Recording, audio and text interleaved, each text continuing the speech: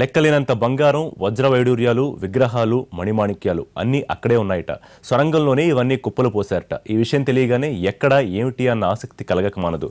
ఇప్పటికే వాటిని దక్కించుకునేందుకు చాలా మంది ప్రయత్నించారు. తాజాగా అధికారులు రంగంలోకి దిగారు. ఇంతకీ ఏమైంది? నిధి దొరికిందా?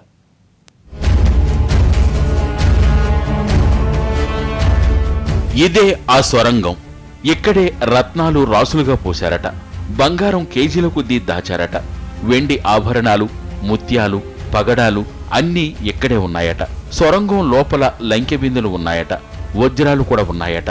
రాజుల కాలం నాటి విగ్రహాలు ఇక్కడే దాచారట.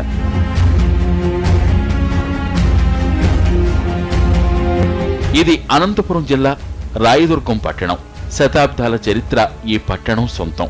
విజయనగర రాజుల 3వ రాజధానిగా భాసిల్లిన ప్రాంతం. గత వైభవాన్ని తెలుసుకున్న కొందరు అక్రమార్కులు ఇక్కడ పాగా వేశారు.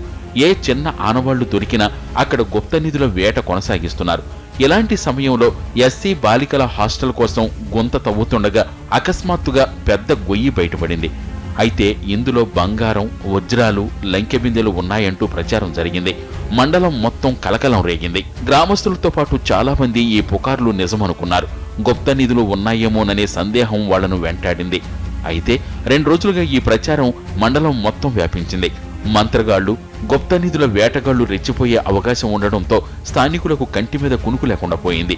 నరబలి చేస్తున్నారన్న ప్రచారంతో జనాల్లో భయం రెట్టింపయ్యింది. కోసం పొలా వేస్తూ ఉంటే అక్కడ ఒక చిన్న మామూలుగా గుంత పడింది. ఏది గుంత అని చూస్తే పెద్ద గుంత పడింది. ఇది మామూలుగా రాయదుర్గంలో ఒక పెద్ద చరిత్ర. శ్రీకృష్ణదేవరాయలు పరిపాలించిన ఈ రాయదుర్గంలోన అప్పుడప్పుడు అక్కడక్కడ కూడా గంధకాలు పడుతూ ఉంటాయి. ఇవి ఏమేమి చెప్తగిన రాజుల కాలంలో పరిపాలించినారు, అప్పుడు గుంతులు ఇవన్నీ అని చెప్పి ప్రతి ఒక్కరు పెద్దలు అనుకుంటుంటారు. చరిత్రలు కూడా రాయదుర్గంలో శ్రీకృష్ణదేవరాయలు పరిపాలించినప్పుడు రాజుల కాలం నుండి ఇక్కడ ధనం అనేది ఉంది, నిధి అనేది ఉంది అని చెప్పేసి అనుకుంటుంటారు ప్రజలు. గుప్త నిధుల విషయం ఆ నోట ఈ నోట రెవెన్యూ సిబ్బందికి తెలిసింది. దీంతో అక్కడికి ప్రొక్లైనర్లు వేసుకొచ్చి తవ్వకాలు ప్రారంభించారు. ఎంత తవ్వినా ఏమీ దొరకలేదు.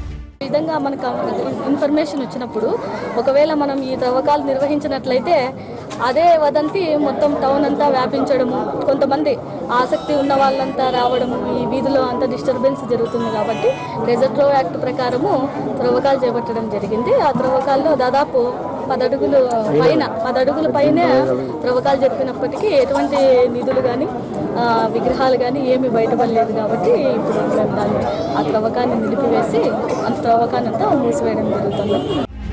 స్థానికుల భయాందోళనలు దూరం చేసేందుకే తవ్వకాలు జరిపామంటున్నారు పోలీసులు. చివరకు అక్కడ మట్టి, రాళ్లు తప్ప మరేమీ లేదని తేల్చేశారు. అక్కడ ఉండే ప్రజలకు ఉండే అనుమానాలన్నీ కూడా ఒకటి నివృత్తి చేయాలనే ఉద్దేశంతో వాళ్ళందరినీ పిలిపించి ఈరోజు మధ్యాహ్నము ఒక ఎక్స్కవేటర్ ఒక జేసీబీని తీసుకొని వచ్చి అక్కడ తవ్వకాలు కొనసాగించి అక్కడ ఏమీ లేదని చెప్పి ఒక నిర్ధారణకు వచ్చి అక్కడ ఉండే ప్రజలకందరూ కూడా చెప్పి వాళ్ళందరి సమక్షంలో అక్కడ ఒక్కసారిగా అక్కడ నిధులు ఏమీ లేవు అని తేల్చి దానివల్ల ఆ గుంతను యథావిధిగా చిన్న గుంత 2 రోజులుగా పట్టణాన్ని మొత్తం హడలెత్తించింది.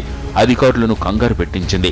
తవ్వకాలు జరిపి గుప్త నిధులు లేవని తెలిసిన తర్వాత ఇటు స్థానికులు అటు అధికారులు ఊపిరి పీల్చుకున్నారు.